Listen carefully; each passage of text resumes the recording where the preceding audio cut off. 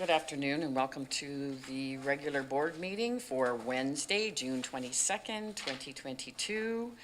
I first of all like to acknowledge that we are on the this meeting is being held on the traditional territory of the Coast Salish people.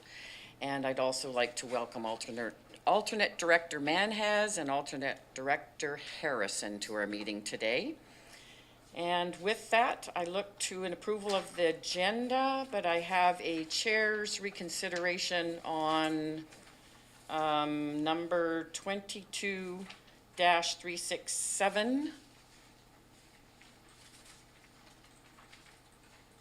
And we also have noting that CR5, strategic priorities from this morning's meeting, the committee of the whole meeting, it was timely, and we forgot to note that it needed to be on to this board. And that was number, which one was that?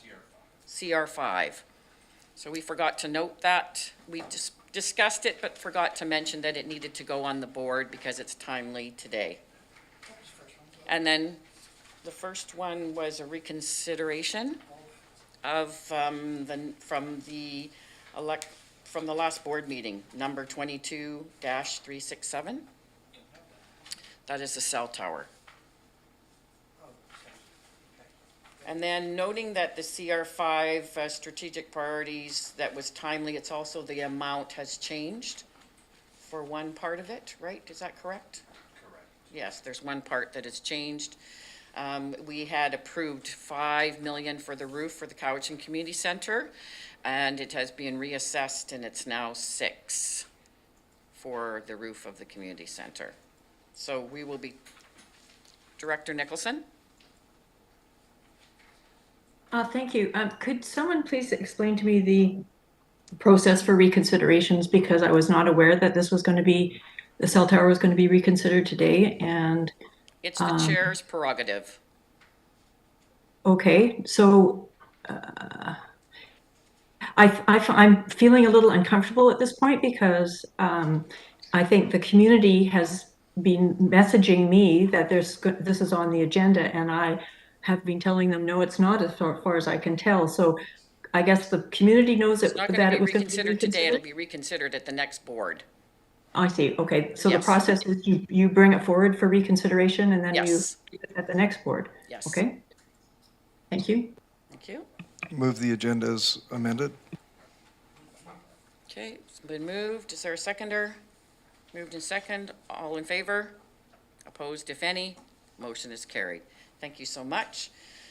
Mr. Robbins, we turn to the adoption of the minutes. Thank you, Madam Chair. The adoption of the minutes from the regular board meeting of June 8th, 2022. It's been moved. Is there a seconder? Seconded. All in favor? Opposed, if any? Motion is carried. Thank you so much. Is there any business arising from the minutes? Go ahead, Director Morrison. Yeah, thank you, Madam Chair. There's been some ongoing discussion as to the process around the item that's going to be reconsidered, and I think it's important, not just around process, but also, maybe from a perspective of natural justice, in that we had a vote on this matter that was clearly came through electoral area services. Recommendation to the board. It was my expectation that it would be an electoral area land use matter that would be voted on by the electoral area directors. Staff have come back with a differing view in that it is a vote of the whole board. I would like to move that we seek clarification through a legal opinion as to this specific issue around siting and who is eligible to vote on electoral area cell tower siting matters, given it's a land use. So I would move that. It's been moved. Is there a seconder for that? It's been moved and seconded by Director Stone. Is there any discussion?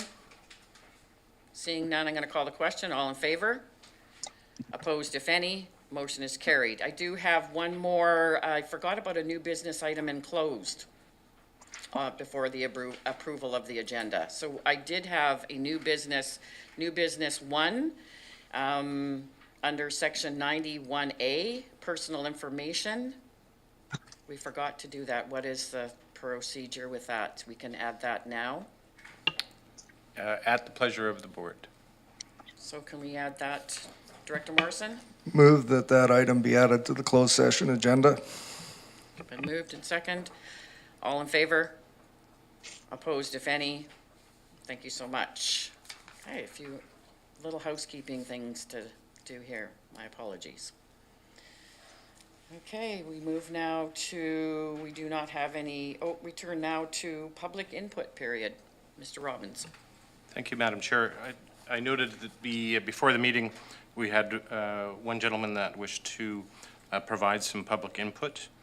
Mr. Forgive me if your pronunciation of your last name, Pakalak? Okay, welcome. Just to the podium, please. You have 3 minutes. President. Okay, all right. I'm Andy Paklak. I live on Hanks Road. There's a strip of 4 properties there that TELUS says has to have the tower in that location. They won't back down from that in any way, shape, or form. We thought that myself and Albert and Jaliska Holes, I'm sorry, I don't know your name, that live in the immediate area are the ones that are going to be mostly affected by the tower. We're here to say we don't want the tower. Respectfully, maybe that area should have a tower, but not in a rural residential area. A 200-foot tower. We've spoken to several different realtors of what it's going to do to land value, especially the folks that live right beside it. Behind you, it says CVRD, Cowichan Valley Regional District. So I don't understand why there's an issue with the regional district making a vote to say, no, put it aside, or whatever the process is to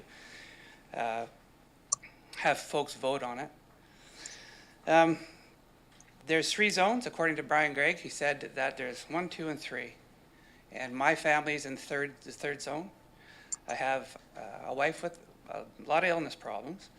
And I don't want my family to be in a 3rd zone of a TELUS tower that could cause damage to my family. I live in the country for a reason. Brian Gregg tried to tell me that this was a completely harmless thing. Ask your question. In many, pardon me? No, sorry, it's somebody's microphone Oh, came on and okay. off. My apologies. When you're at the hybrid electronics, anything happens. Right. Sorry. Yeah, no problem. So Brian Gregg told me how healthy and how okay and safe these things are. And then he goes on to tell me about how he's fought off cancer. I just can't see bringing a commercial thing into a residential area. As far as first responders go, they maybe should have cell tower service. There's other locations. You could go across the river and cover River Bottom Road. The Rankins that have the Rankin trucking yard down on Highway 18 have specifically gone through the process to apply to TELUS through Brian Gregg to say, hey, bring the tower to our place. We have commercially zoned land. We have hardly any neighbors. TELUS will balk at that because they'll say, well, it's lower land. Well, TELUS just adjusted their height of their land, their tower. Last year it was 175. This year it's 200 to adjust for elevation. So I don't see the issue in adjusting a little bit different elevations as well. There again, I'm just trying to make my points before my time runs out. And so anyways, there's different locations. There's better locations, commercially zoned locations, and I'm annoyed, I'm frustrated that we're here again, discussing this again, when there's other suitable locations up off of Highway 18. TELUS doesn't seem to be giving any regard to these other locations, and it is a health issue. Thank you. Your time is up. Yeah. Does anyone else wish to have, there's public input? Go ahead, please. State your name. Albert Holes. Go ahead to the microphone. It's on. Okay. Hi there. I am living right beside that property as well. My home will be 250 meters from that tower. I've talked to a realtor. I've been in the process of subdividing my property for the last 7 years, and it's getting close now. But if the realtor says, well, it definitely will affect the value of my property, which is a big thing for me. But health is the next biggest, is the most important thing. We don't want to have anything that close. Sure, cell towers, people move to this area and say, well, we don't have service, but they move to this area without cell service. So I don't see why, it can't be put, like Andy says, into proper locations that is safe or safer, away from homes. That's my big concern. It if it was done, and somebody suggested on the Satlam Neighbor to Neighbor group that it could be put out across the highway from Paldy, there's some industrial property up there. I don't know exactly where that is, but to me, that sort of makes sense. It covers all of Highway 18 that way and all the trail. So I think that way, is to make it safe, and also, why should it be put on some of us to accept this tower, when it's not necessarily us that's pushing for it. I can see there is maybe a need for it, but maybe not in my backyard. Thank you so much. Does anybody else wish to come forward with the public input period? The microphone's on. Good afternoon, Madam Chair. Prior to this coming back for reconsideration to the board, is it possible for staff to report on the proposed cell tower siting policy and also provide the board with information about what other either commercial or industrial land that is in the area that could possibly be a better site for this tower? Thank you. Thank you. Is there anyone else that wishes to provide input? Seeing none, we'll carry on. Thank you so much. We will, the report from the chairperson, I have just a quick report on, it's actually not mine, but I want to make a note on, it is ours.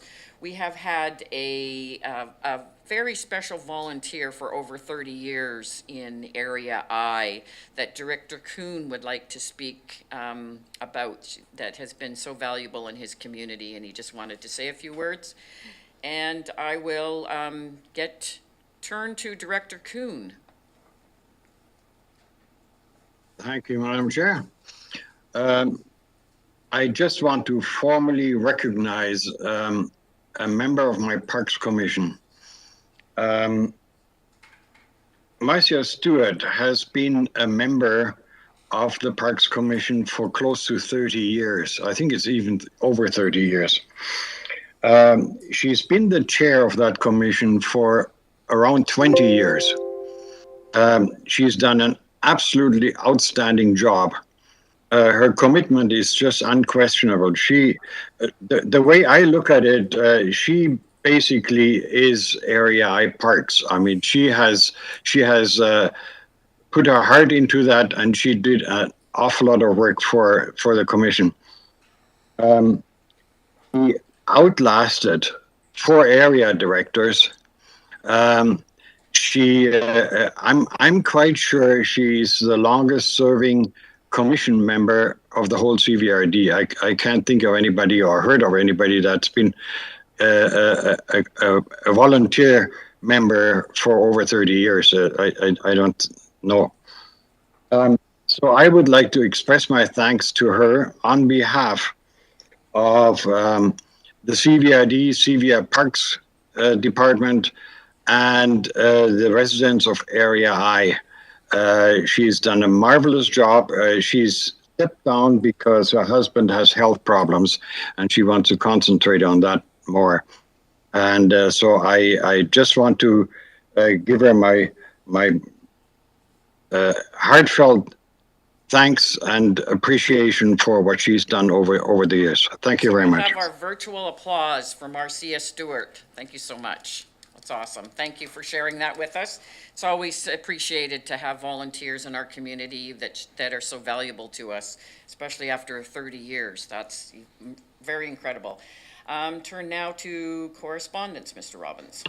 Thank you, Madam Chair. There's a piece of correspondence, C1. It's a piece of correspondence from the City of Duncan. It's regards to a request for a letter of support for the Strategic Priorities Fund 2022 grant application for work on the Cairnsmore Roundabout.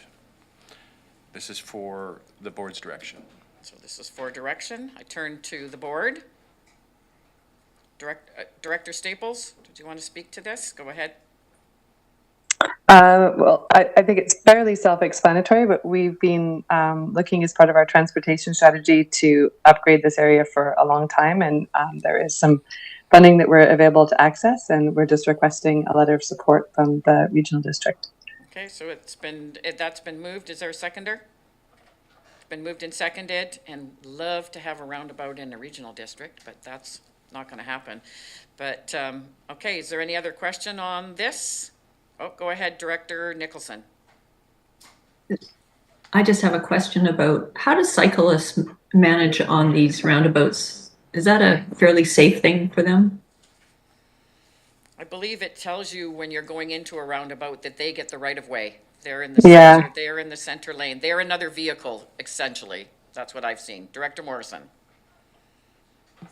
Yeah, my question, I think, is for finance or whomever is dealing with our grant application process. And it's more to have a better understanding of how a letter of support from the regional district for one of our member municipalities is, obviously a good thing to have. And I think this will touch most residents in that it's a pretty busy intersection that's being looked at. But I also wanted to know if what we've got. I think we even had some, is it later today or some other initiatives that we're putting forward as a regional district that is this a case of pointy elbows or just on the basis of a certain amount will be allocated to an area and we're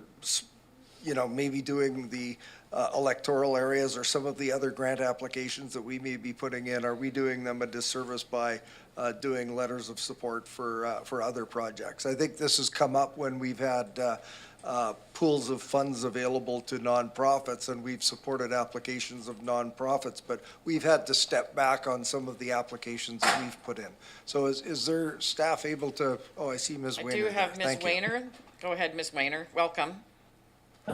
Through the chair to Director Morrison, there's always a risk. I must say there's always a risk when you do a letter of support. However, each of the categories, there's different categories within the Strategic Priorities Fund, and depending on how they're evaluated, scored, it all is determined. So it would maybe add a few marks potentially to the City of Duncan for higher marks. We may receive higher marks for something else. So there's no guarantee that you won't hinder the process, but it's typical to support each other on projects that you can move forward as well. Thank you. I turn to Director Marsh and then Director Smith. Go ahead, Director Marsh. Thank you, Madam Chair. It seems like lately there's been some friction between electoral area directors and municipal directors, and I would just like to ask that we all maybe have a revisit. The province made regional districts to be made up of electoral areas and municipalities and cities, and I think now more than ever we need to work together. And I think it's fairly fair to say that electoral areas that surround a town like Ladysmith or Lake Cowichan or a city like Duncan, certainly those particularly, their residents use those services. They shop there, they do all kinds of other things there. So I hope we're not going to go down a road where we pit each other against each other, but that's not why I first put up my hand. I wondered, and if I could ask through you to Director Staples, Madam Chair, would that be all right? You have a question for Director Staples? Or anyone. I'm wondering, because there was a really good thing brought up about roundabouts, that there are ways you're supposed to do them, but a lot of people don't know. I think it would be really cool to have a little video that showed it, even if we grabbed it from, I see Mayor Staples nodding, so we can talk about that offline, Mayor Staples. Okay. Thanks so much. Okay, thank you. Turn to Director Smith. Go ahead, please. Thank you. I always have concerns about roundabouts and bicycles. As a bicyclist, so often people try to run you over. You try to get into the roundabout, and it's just people are always in a hurry and they want to run you over. So if there's any way that there's a possibility of having the bikes be in a separate area, that would be much better than having to flow into the traffic. So I'm sure Director Staples has comments or thoughts on that. Thank you. Okay, thank you. Director Kuhn, you wanted to comment on the roundabout? Yes, I do a lot of biking and I go through roundabouts all the time. There is no problem with, if any biker is afraid of going into a roundabout, well, get off the bike and walk like a pedestrian around the roundabout. It's nothing to hold you back from doing that. Thank you. Okay, thank you. So it has been moved and seconded, the recommendation. I'm going to call the question. All in favor? Opposed, if any? Motion is carried. Thank you so much. Turn to our next report. CR1, I guess, is that what our next one is? That's correct. Madam Chair, CR1 is a report and recommendations from the Committee of the Whole meeting of June 8th, 2022 through Director Sebring. There are three recommendations that come from Thank you. I'll the turn committee. to Director Stone. Thank you. Would you like me to read the recommendations? Well, it's in our report. We're fine with that. If you just want to move Okay. them or if you want to read them. Well, I would move the recommendations. Okay, it's been moved and seconded. Any discussion on any of those recommendations? I'm going to call the question. All in favor?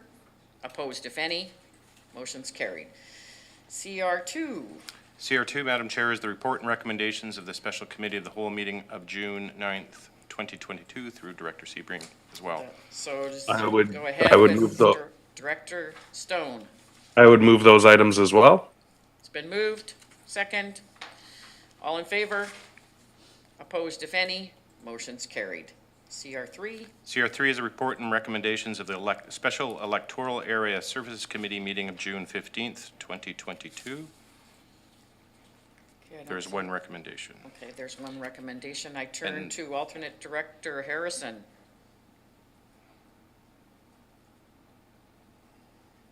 To read. Or I could actually turn, You're down to C4 or CR4? it's CR3. Madam Chair, while Director Harrison is looking, perhaps it would be good, because we have some guests, that people that aren't regularly here, to mention that this is for electoral area directors only.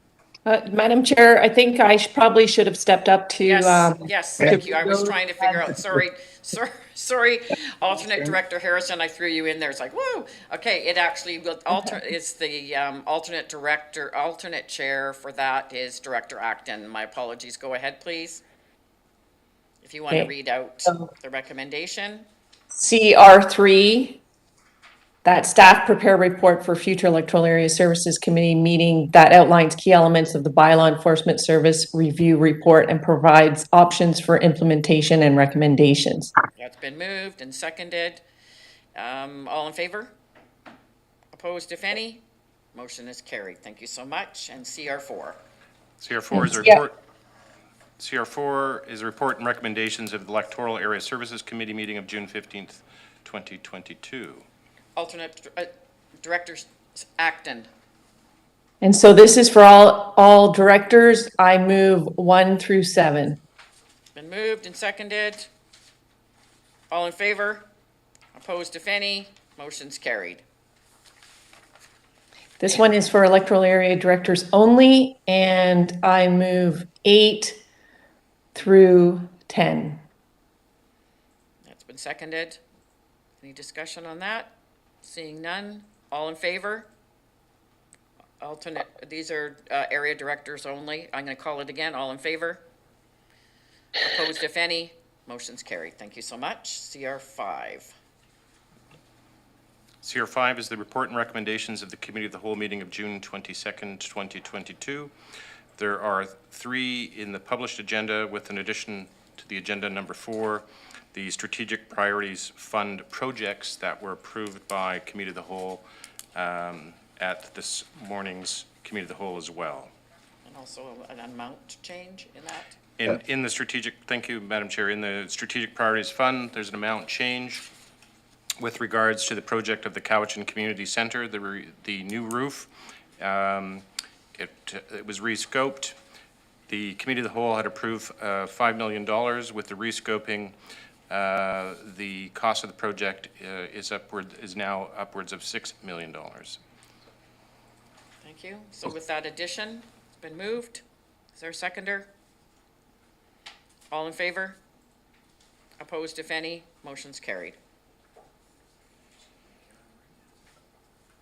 Moving on now. Thank you, Madam Chair. We're into staff reports. Yes. SR1 is a staff report from the Finance Division with regards to the fall security issuing bylaw number 4439. This is for information. This is for information. Is there any questions for staff? Go ahead, Director Acton. Thank you. So I'm just trying to look at my notes here.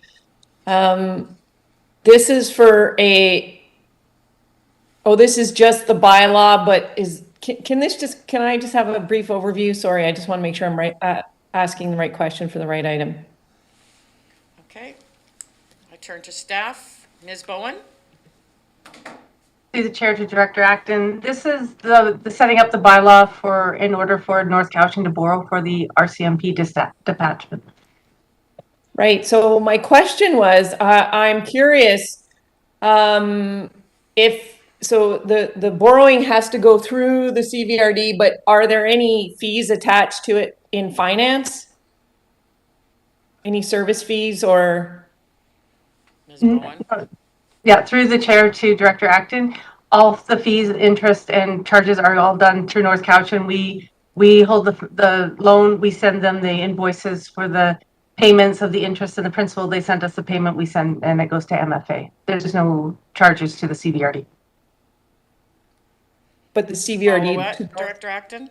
My question is, there's no fee charges from the CVRD to North Cowichan, and I find that curious interesting because even our own grant and aids, say for Area B, when they are issued a grant, we charge a service fee. So can you tell me why we're not charging a service fee? And is it normal to not charge a service fee for this through finance?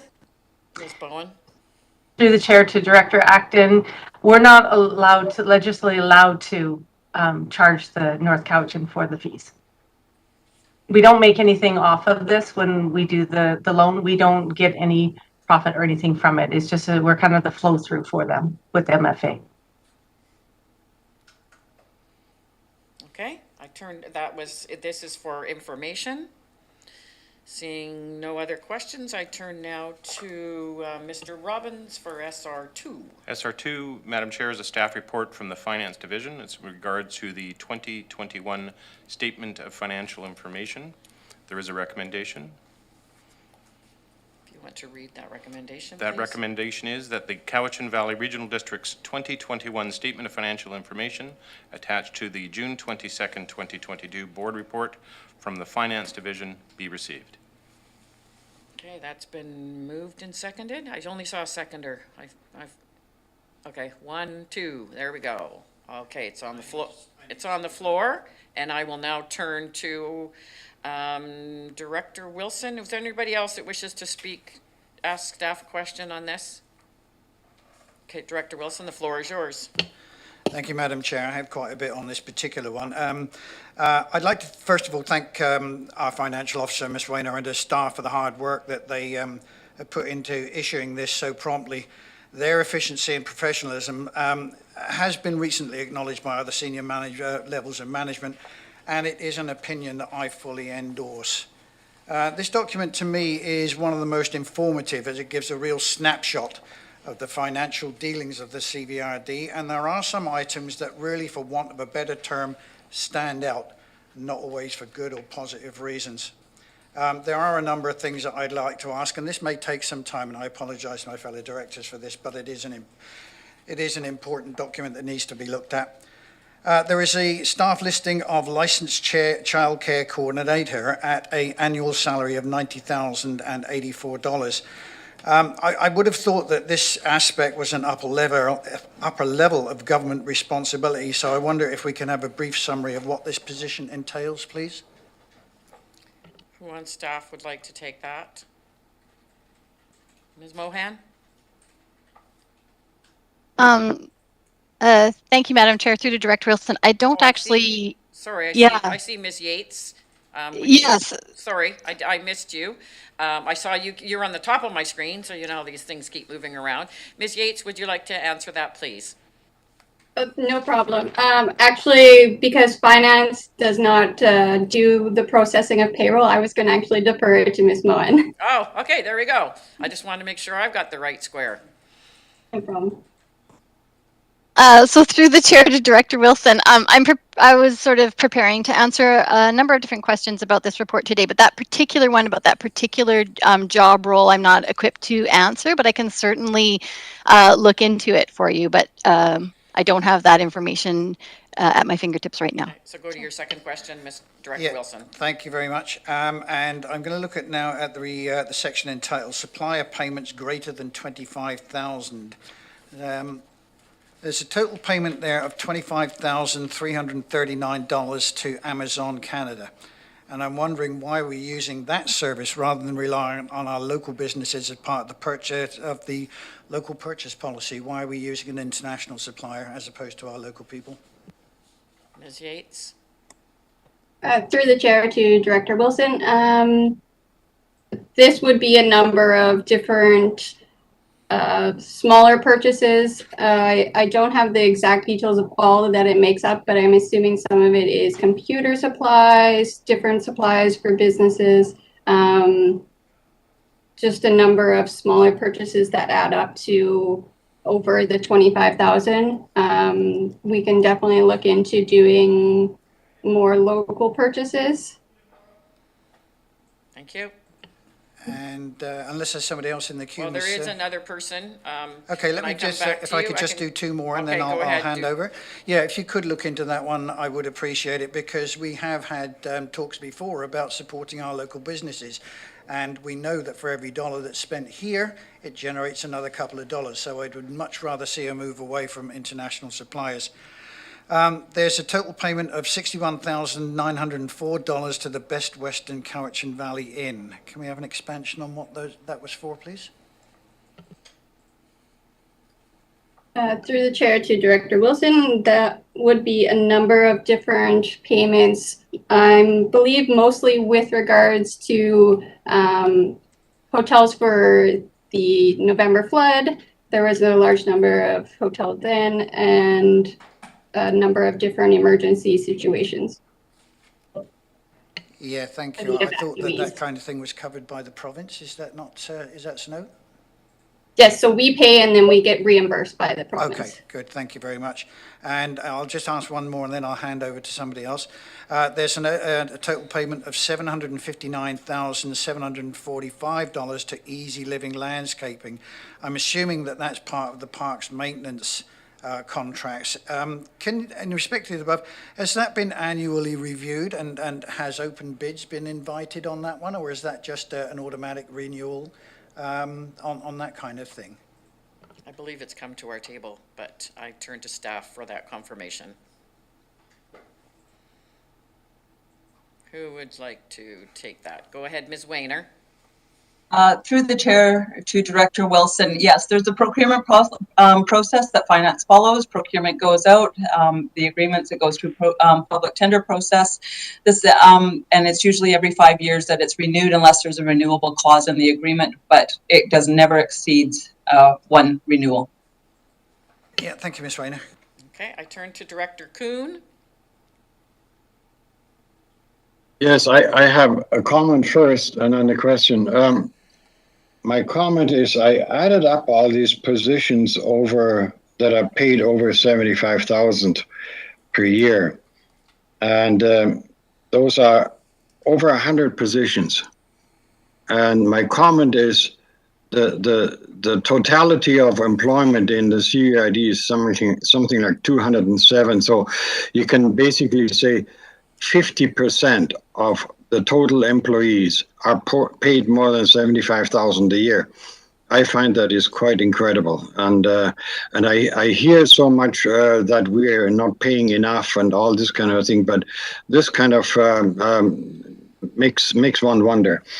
The question I have: there's one position called safety officer, $140,000.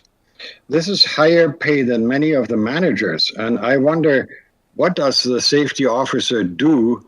And why is he paid that much? Go ahead, Ms. Mohan. Through the chair to Director Kuhn, I just want to point out that the measure of the dollars that are reported in the Statement of Financial Information for staff salaries is not only reflecting their salary. So it's reflecting a number of different taxable benefits that they get.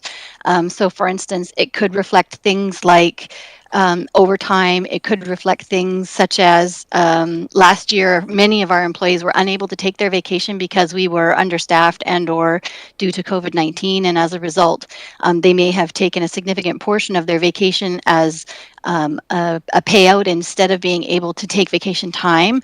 So there are other elements of salary and benefits that are reported other than just strict salary. So the other activity that was happening among our workforce last year, actually it's a continuous activity, which is that at various different times, positions submit for reclassification, meaning that they have the organization look at their slate of job responsibilities and do a comparative analysis based on rates of pay within the organization, and for exempt staff, also rates of pay in our comparator organization. So when we do that exercise and we find that someone may have been underpaid for a period of time since they submitted their review, they are eligible for a retroactive payment. And so retroactive payments can also represent one-time bumps to the figures that are reported in the Statement of Financial Information. So the position that you highlighted does not have a base salary of $140,000. It has a combination of different one-time payments that may have been administered in the calendar year 2021 that are taxable benefits. Follow up, Director Kuhn? What you just mentioned, was that with respect to the safety officer? Yes, various elements of different one-time adjustments happen to apply that to that one position in the past calendar year. Just that one position, so it doesn't affect the other positions. But that's still an awful lot of money, $140,000.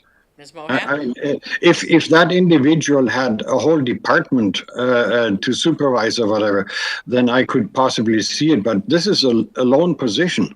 And to get paid higher than many of the managers that have a lot of responsibility on their hands, to me, it leaves me baffled.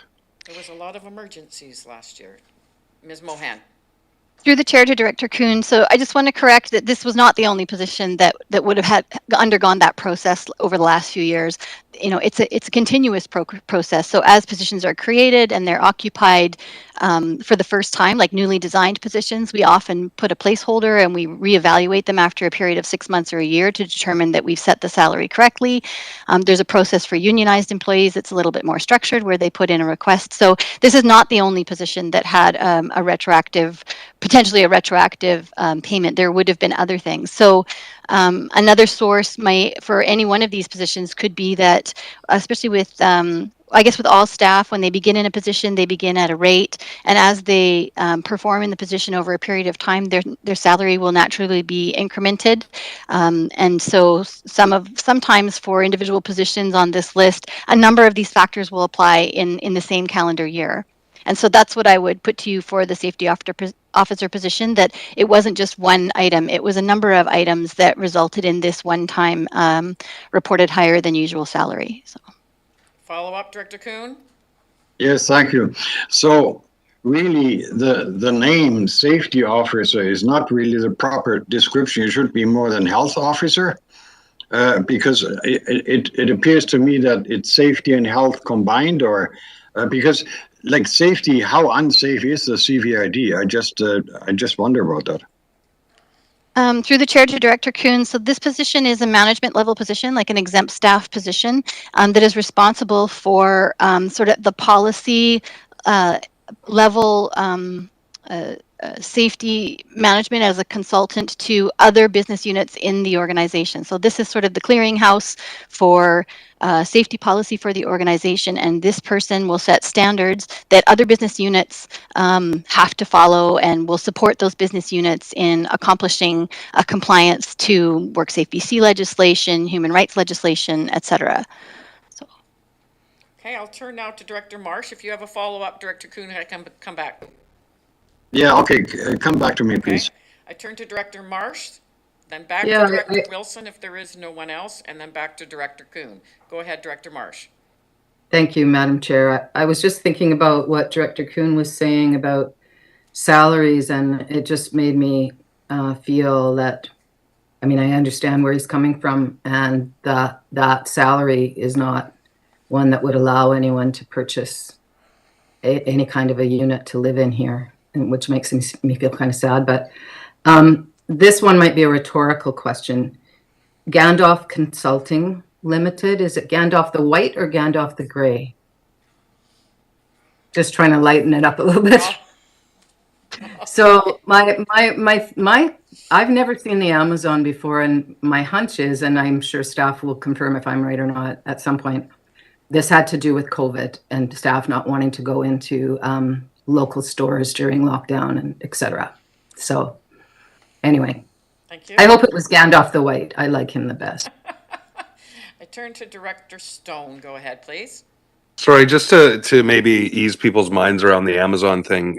There's been a dramatic surges of shortage in technology products, and sometimes the only place you can find procure that stuff has actually been through Amazon. So even as a small business, I've had to procure parts through Amazon when it was the only option available. So just keep in mind that during the times we're going through right now, supply shortages are acute and ongoing, and sometimes we even purchase from Amazon and sort of take that hit as well. And to be fair, all the products that we purchase actually come through Amazon or similar companies that distribute throughout Canada, even though we're a small business. So just the Amazon thing in this particular time is sort of an unavoidable sign of the times, if you will, that the only supply that's available gets bought up by the behemoths. And if you want to get those parts, products, or other useful items, you may only have one choice to get them. Thank you, Director Stone. I myself had to use them a few times in emergencies as well. I turn to then back to Director Director Manhas. Go ahead, please. Thank you, Madam Chair. Question for Ms. Mohan. So when you advertise a position, say $75,000, is that part of their agreement that after, if they last up 6 months or so, that they be bumped up to a certain level? Does that happen quite often in the CBRD? Ms. Mohan? Through the chair to Director Manhas. Yes, so there's various different schemes dependent on whether someone is part of one of the bargaining units or one is a member of exempt staff. So, but they all have some kind of scheme for service-based salary increase, but it's dependent on satisfactory performance. So sometimes it will be linked to successful completion of probation, or it may be linked to ongoing satisfactory performance, and it will cap out. Like, it's not an ongoing forever situation. It's usually reflective of the first few years of someone's service with the organization. So, and they're generally modest increases. They're not giant bumps. So, and some of those are negotiated with our unions, and others have to do with the way our exempt staff salary compensation structure is designed. So. Follow up, Director Manhas. Go ahead, please. Thank you, Ms. Mohan, for that answer. What do you mean by modest? Is that a $25,000, $30,000 increase after 6 months, after you pass your probationary period? What does modest mean? I understand when you're part of the when you're not exempt, when you're part of the union, you have formal guidelines that you follow. But with non-exempt staff, what does that mean? Like, what does modest mean? Through the chair to Director Manhas. So in the exempt ranks, it will range sort of between 2% and 4%. In the union ranks, I don't know it expressed as a percentage, but it is in the wage schedules in the collective agreements for our unions are public documents. So you can see there's like a probationary rate and then a step 1 rate and usually a step 2 rate. I think in some of our unions we have 3 steps and others they're 2 steps, but I would imagine they're in a similar range, so 2 to 4% with each bump and a limited number of bumps. So. Okay, I turn back to Director Wilson to close. Oh, I don't know about closing. Oh no, and Kuhn, sorry. Director Kuhn Director Kuhn will be closing. Madam Chair, then if that's the case, I've got more than enough here to go through. Go ahead, start please. So we've got a total payment of $937,225 to Lidstone and Company, excuse me, in trust. There's a further payment of $80,000, sorry, it's $80,359 to Lidstone and Company, and a total payment of $37,015 to Young Anderson, which I understand to be another legal entity. What I'm concerned about here is the overall total in 2021 in legal fees seems to be $1,394,599. Could I ask why we are spending such large amounts on legal fees, please? Thank you. Ms. Yates, go ahead, please. Through the chair to Director Wilson, the Lidstone and Company in trust is for Shawnigan Lake property, land purchase. That's good. Thank you very much. That brings it down to, can we tell me why we're using 2 separate legal firms here, please?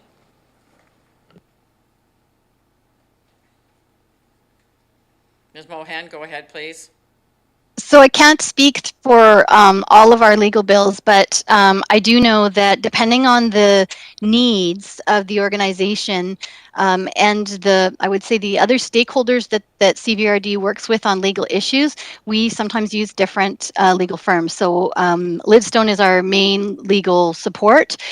For labor relations and personnel issues, we use a separate legal firm. And there were some occasions in my experience over the last year where we were involved in situations with other municipalities, member municipalities, and sometimes we relied on their legal counsel instead of our own legal counsel for joint issues. So occasionally we do work with other legal firms. Some have expertise in particular areas, or they have cases or issues that are moving forward over a period of time, and we wish to keep the case with the same legal firm over that period of time, and those cases can go on for several years, and so that could be another reason. So. Okay, that's great. Thank you very much. And then we have a total payment of $50,988 to the Great Canadian Superstore. That's what's that for? Ms. Yates. Through the chair to Director Wilson, again, this would be for gift cards largely for the evacuees with the emergency situations, and then we would get reimbursed from the province again for those. Thank you. Great, thank you very much. And that will be we'll be asking for reimbursement on that one as well, Ms. Yates? Yes, she just said yes. Yes. Okay, sorry. Madam Chair, I'll hand over to Director Kuhn now because the next subject that I've got is quite extensive. Go ahead, Director Kuhn. Yes, I'm a bit hung up on this safety officer, unfortunately. Now, we didn't used to have a safety officer. I think this position was started a year or 2 years ago. I forgot now. Was this position imposed on us? Did we have to do that, or did we just come up with that idea to have a safety officer? Point of order, Madam Chair. Yes. I'm feeling that we are venturing into very specific personnel areas, and that while this is public information around what has been published, I think we could do harm by continuing along this line of conversation, and would look to take this matter into closed. I turn to Mr. Robbins. Thank you, Madam Chair. It is a public document. The conversation so far has been around specifically the position as opposed to the person. To the extent that, and I'm not positive, but to the extent, for instance, that the job descriptions are published, I don't believe they are. Ms. Mohan could probably confirm that. And so you are bordering in terms of where you want to go. But the conversation so far has been just specific on the position. And Ms. Mohan would probably be able to speak further, or the CAO, with regards to the positions and how they were created, especially with the exam, because I know that this board has seen policies with regards to setting salaries, approving budgets for positions, and et cetera. Okay, so I caution directors to be careful, and I turn to Director Mohan. Director Mohan, Ms. Mohan, sorry. Thank you, Madam Chair. Very sorry. That's okay. Through to Director Kuhn, this position was established 3 or 4 years ago, I believe, for the 2018 budget year.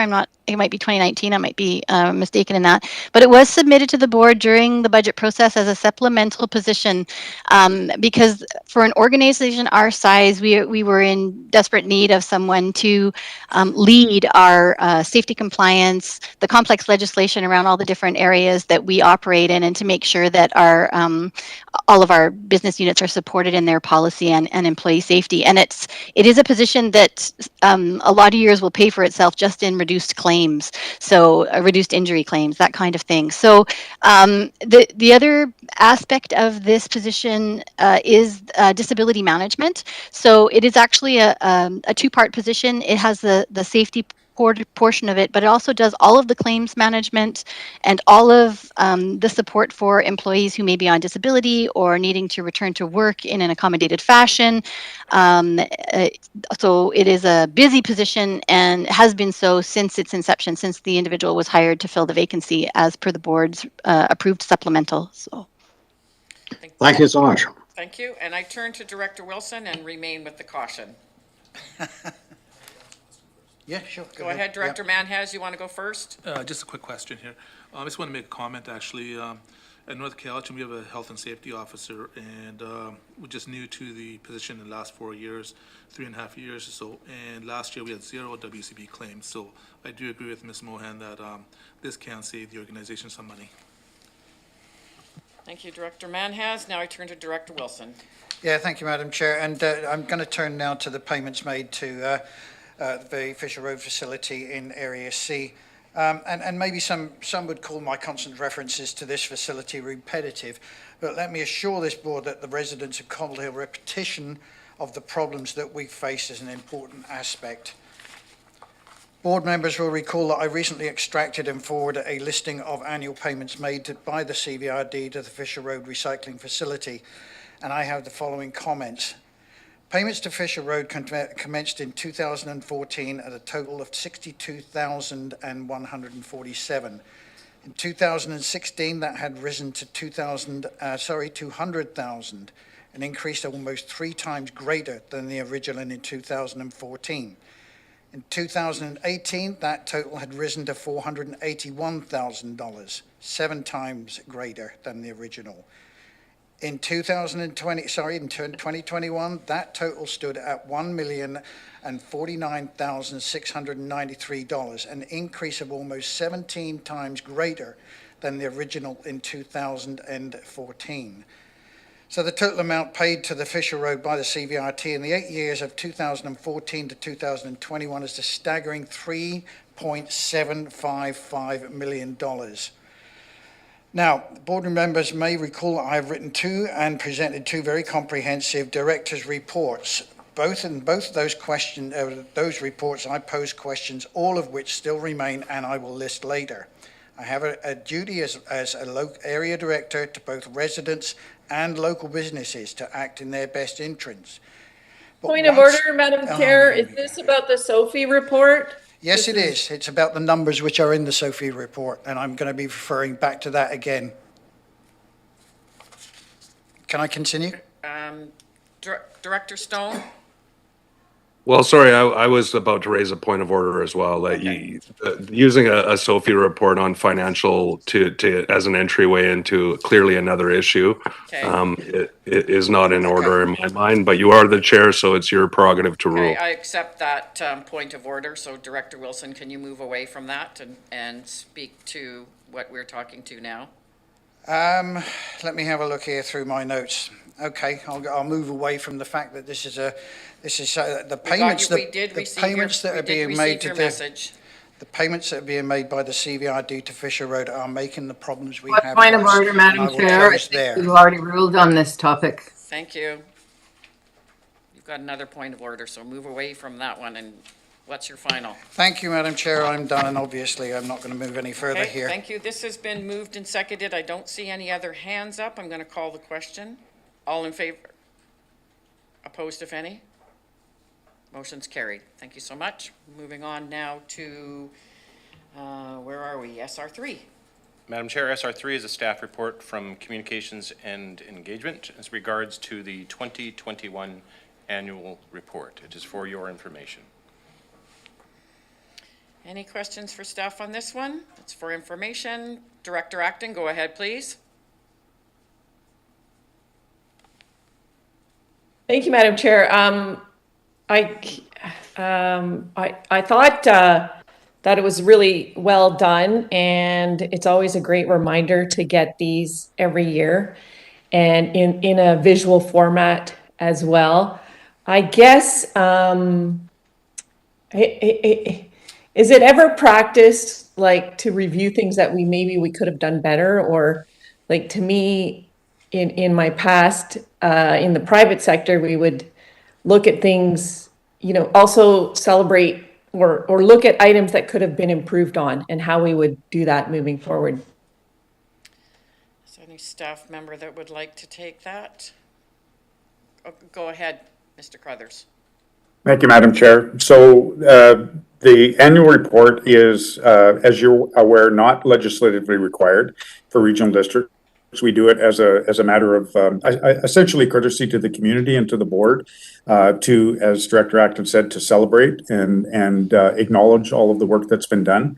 If the board is interested in critiquing or having a critical examination of how we've done and how we've delivered our services, that's certainly something that they can take up with the CAO at any time in terms of evaluating work plans and delivery of services. But again, generally annual reports are intended to be positive in nature and to acknowledge and recognize the positive work that's been done towards achieving your strategic plan.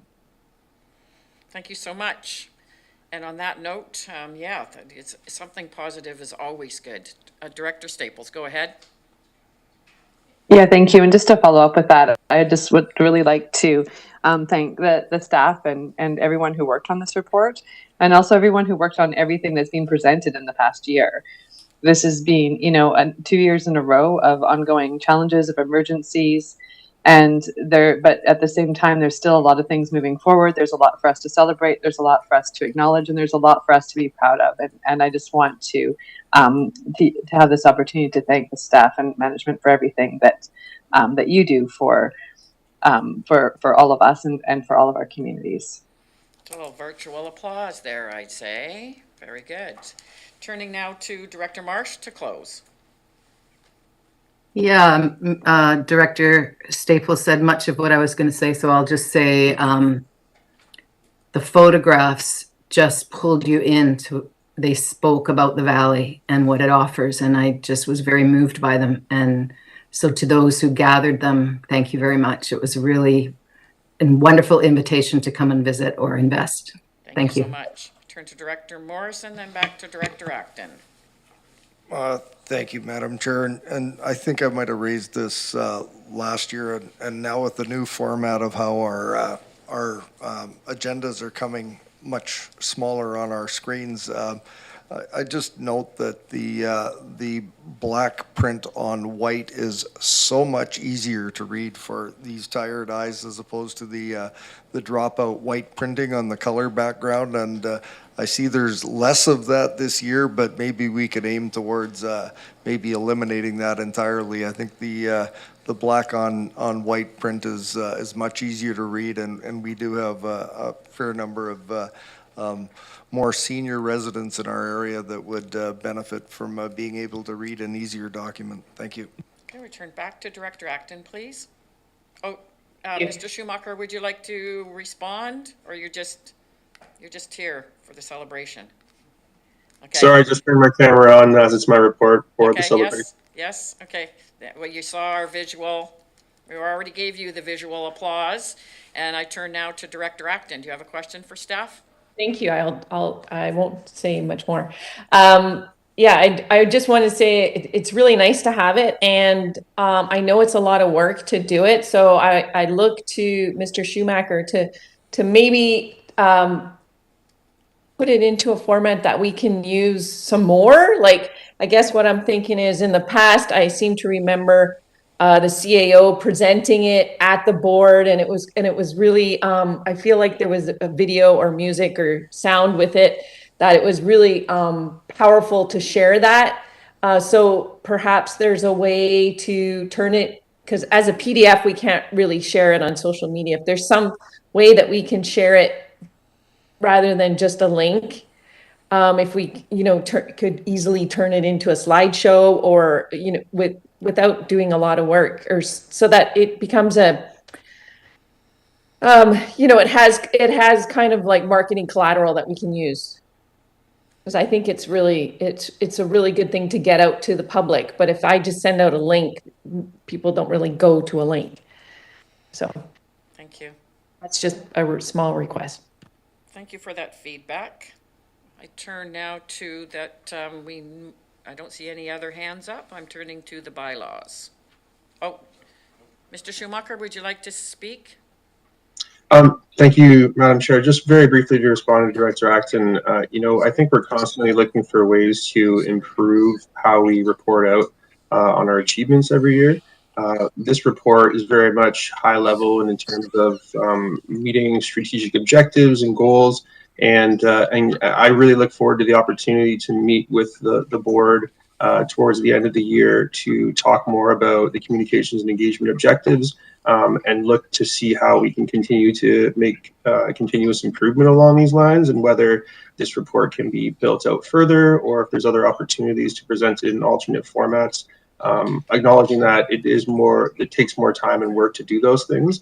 But I think you're right in saying that there's definitely a desire from both the staff and the community to acknowledge even more, and not necessarily just the strategic objectives and goals and the high level stuff, but some of the operational things, which you get to hear, fortunately, every week or every 2 weeks in these meetings, but that, the average person in the public doesn't necessarily always aware of. So I'm really looking forward to an opportunity to see how we can do that later on in this year.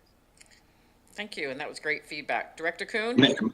Maybe we should have a wine and cheese party with it. There you go. All righty. Oh, at your house.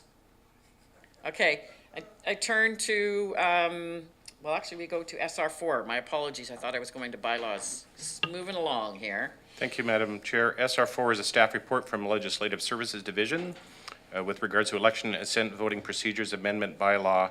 It's actually bylaw 4337. In your agenda, it's just a typo in the bylaw and the report from Legislative Services Division. It is correct in 4337. This is for information. You'll see it down in the bylaws section in just a moment. Thank you. Any questions for staff? Go ahead, Director Morrison. Yeah, thank you. I read over this a couple of times, and there's one correction that I'd like to make in the definitions and application procedure. I don't know if it was just an error, but there's reference to the chief election officer and CEO, but not a bracketed reference that people understand that the CEO is the chief election officer. So I think that should be corrected for clarity. And I just have some concerns about the short timelines and the somewhat complicated means by which our mail-in ballot our procedure works.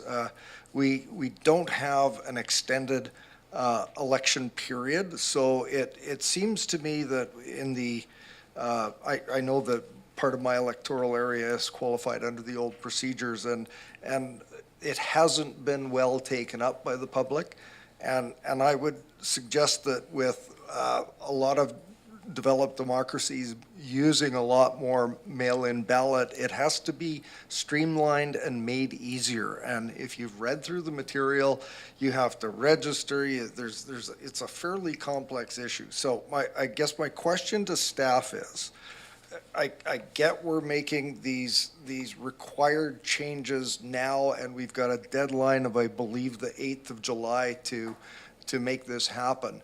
But I think this has to be a simpler process if we want to encourage more people to participate in local government elections. And this doesn't look to me to be a user-friendly system for people to participate. So I'd ask if there's any comments from staff on it, if there's a means by which we can make this a simpler, user-friendly process. Thank you. Is there any staff that wish to respond? Madam Chair, Ms. Harrison's here so that she can Ms. speak Harrison, to the author welcome. of the report. Thank you. Thank you, Madam Chair. Through you to Director Morrison. The bylaw is actually laid out specifically this way and looks complicated, but when we send out a package to the electors, it's much simpler. It's simplified instructions. The requirements for pre-registration, that's a legislative requirement. We can't streamline that. We have to go through that process. And the extension of the period, we can extend the application period, but we can't send out packages until we actually have ballots. So it is kind of a tight timeline for turnarounds, but the pre-application portion, we can extend that. And that would be set, that deadline would be set by the Chief Election Officer. I hope that answers your questions. Okay, turn to Director Marsh. You have a question for staff? Go ahead, please. Yeah, thank you, Madam Chair, through you to Ms. Harrison.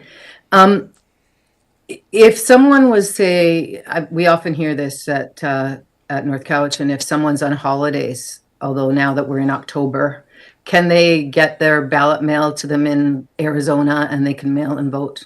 That's fantastic. Great, thanks a lot. That's good. That's really good. Okay, that was for information. Not seeing any other hands up. We will now turn to the bylaws. Mr. Robbins.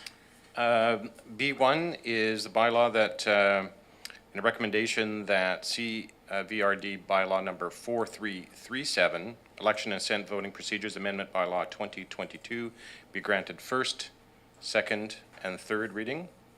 Been moved and seconded. All in favor? Opposed, if any? Motion's carried. And under B1 as well, that CVRD bylaw number 4337, Election and Senate Voting Procedures Amendment Bylaw 2022, be adopted. Moved, second. All in favor? Opposed, if any? Motion's carried. Thank you. And B2 under bylaws, that CVRD bylaw number 4439, Security Issuing Loan Authorization Bylaw 3787, Bylaw 2022, be granted first, second, and third reading. So mover, moved and second. All in favor? Opposed, if any? Motion's carried. And along with in B2, that CVRD bylaw number 4439, Security Issuing Loan Authorization Bylaw number 3787, Bylaw 2022, be adopted. Moved, second. All in favor? Opposed, if any? Motion is carried. Now we move into closed. Oh, no, we don't. We have to have a question period. Do we not Am I have missing some anything? business? Go Did straight- we have new business, Madam Chair? Do we have anyone for question period? Madam Chair? Oh, no, we do not. Okay, we're fine. No, we do not. Well, Was we there have an some new audience business? member that does not wish to speak, and I just didn't think that we had any, so we're fine. We're moving on now to motion to go into closed, please. Maybe you could read how and why there. Mr. Robbins. The motion that the meeting be closed to the public in accordance with the Community Charter, Part 4, Division 3, Section 90, subsections as noted in accordance with each agenda item. CSM1, Closed Session Regular Board Minutes of June 8, 2022. CSIN1, Personal Information under Community Charter, Section 90, Subsection 1, Subsection A, And CSCR1, Report from Inspections and Enforcement Division, Law Enforcement, under Section 91, subsection F of the Community Charter. And then one new business, And one new business as, 90, again, under 91A, Personal Information. So there's two items under that particular citation of the Community Charter. has it been moved? Second? All in favor? Opposed, if any? Motion is carried. You did receive some information. We will take a 10-minute break. You received some information